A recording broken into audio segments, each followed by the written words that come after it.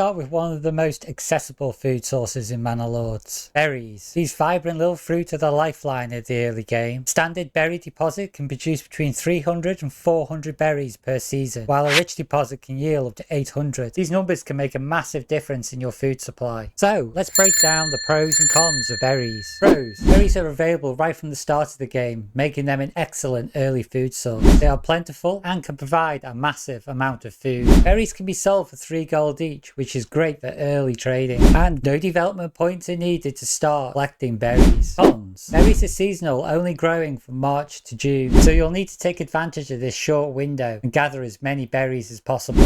Now here's my pro tips for berries. Use a field to mark out your berry deposits. This will prevent you from losing berry bushes if you accidentally cut down the surrounding trees. This simple tactic will help you maintain a full berry supply throughout the game. To maximize your harvest, a standard deposit requires 3 to 4 workers, and a rich deposit will need 6 to 8 workers. So make sure you have enough labor available. The berry season starts in mid-March and goes until June. After June, they'll stop growing, and by December, they'll disappear entirely. Next up is meat. An essential food source offering more than just nutrition for your villagers. Hunting grounds may provide limited meat, but they are a fantastic early game food source. By harvesting meat, you not only get food, but also hides that can be turned into leather, your first clothing item. Rich hunting ground deposits can become a primary food source, but it requires applying several key perks: trapping, advanced skinning, and pelt extraction. In addition to the hunting ground policy, which replenishes animals twice as fast, but reduces farm and crop yield by half. Once these perks been applied, you can expect these sort of results. All credit and thanks to Strat Gaming for working these figures out. I've added a link in the description if you want to check Strat's channel out. Let's look at the pros and cons on relying on meat. Pros. Meat is available immediately in the early game, making it a quick food source. It provides food and hides for leather, dressing your first clothing needs. No development points are needed to start hunting. Cons. Making meat a primary food source requires many development points to boost meat production. The hunting ground policy sacrifices half of your farming potential to replenish wild animals faster. Here's an important tip: don't overhunt.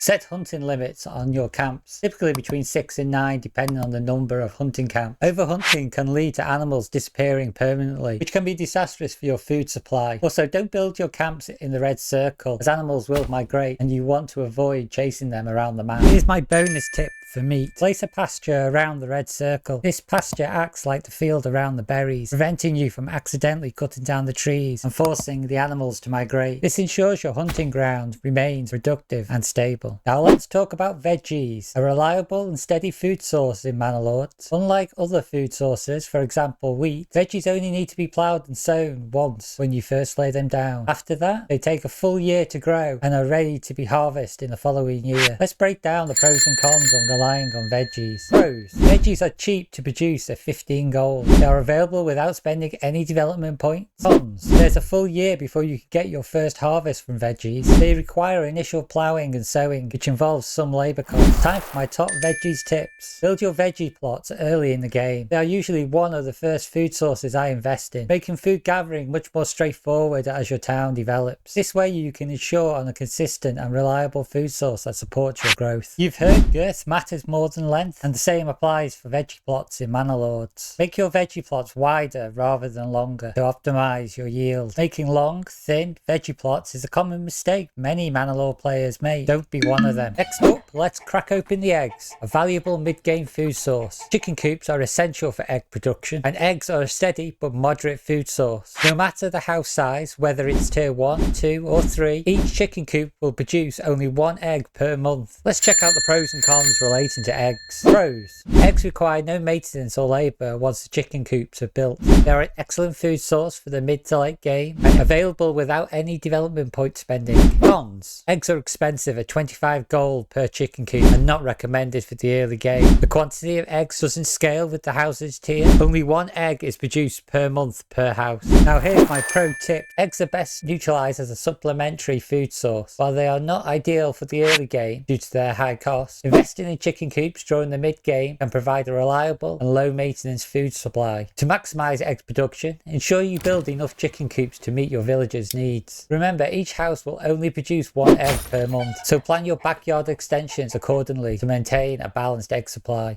Now let's turn our attention to apples, a potential powerhouse for your food supply. Apple orchards can be a long-term investment but yield impressive results. Apple orchards produce one apple per tree and have a unique growing cycle. They require no ploughing or sowing like veggies, but they do need to be harvested in September. These apple orchards can take 3 years to fully mature, with half the potential yield in the first 3 years. But by the 4th year, you'll finally see the full harvest. Let's break down the pros and cons of investing in apple orchards. Pros. Apple orchards require no ploughing or sowing, potentially a high harvest food source if you can wait for the full yield. Cons. They require a development point to unlock, which can be a significant investment. Apples are expensive at 50 gold to build an orchard. It takes 3 years to reach full production, with only partial yields in the first 3 years. Here's a top tip for apples. Build your apple orchards early in your development cycle. This gives your trees time to mature and yield their full potential during the mid to late game. Focus on apple orchard placement and size. You want to fit as many apple trees as possible. This maximizes your production and ensures a bountiful harvest once the trees have matured. Now let's focus on bread, a versatile and reliable food source in Manor Lords. Producing bread involves a multiple step process. However, it's worth all the effort. To make bread, you will need a farmhouse to thresh the wheat into grain, a field to grow the wheat, a windmill to turn the grain into flour, and finally a bakery to bake the flour into bread. Each wheat grain yields 2 loaves of bread, making this a highly efficient food source. You can farm wheat all year round except in winter, with the harvest occurring in September. Farming also offers some of the best perks in the game, like heavy plough, which allows you to plough multiple fields at once with the ox, and the bakery artisan, which doubles your bread output. Now let's break down all the pros and cons of bread. Pros. You can farm wheat year round except in winter.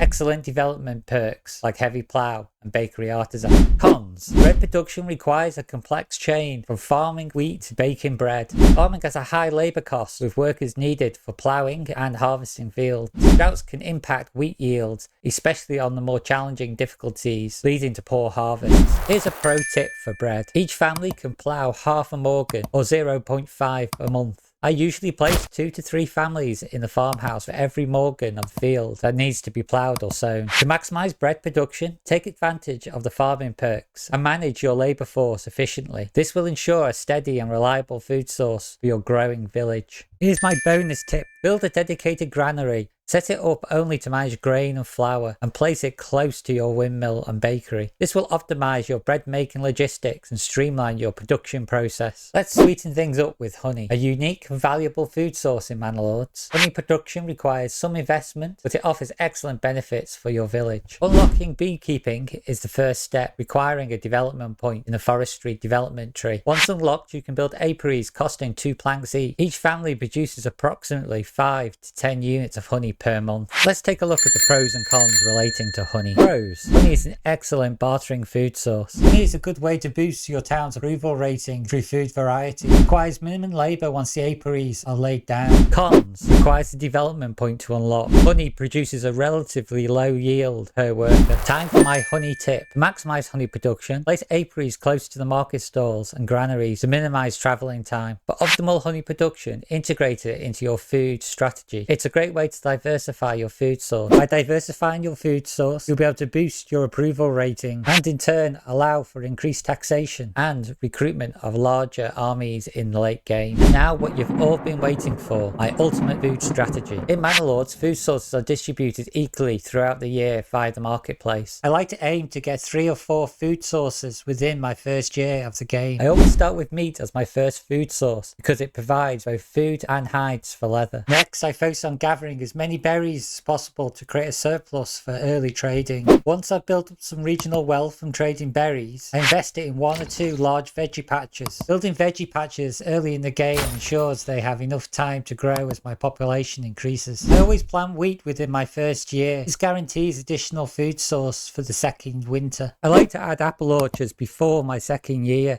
to diversify my food source and support my population growth in the mid to late game. I introduce eggs in my 3rd to 4th year to boost food variety and increase my approval rating to as high as possible. I reserve honey for my 2nd or 3rd village. It's a unique bartering item and enhances food variety in my main town. If you found this video helpful, you'll find this video up on screen now equally beneficial. Mastering Manor Lords. Subscribe.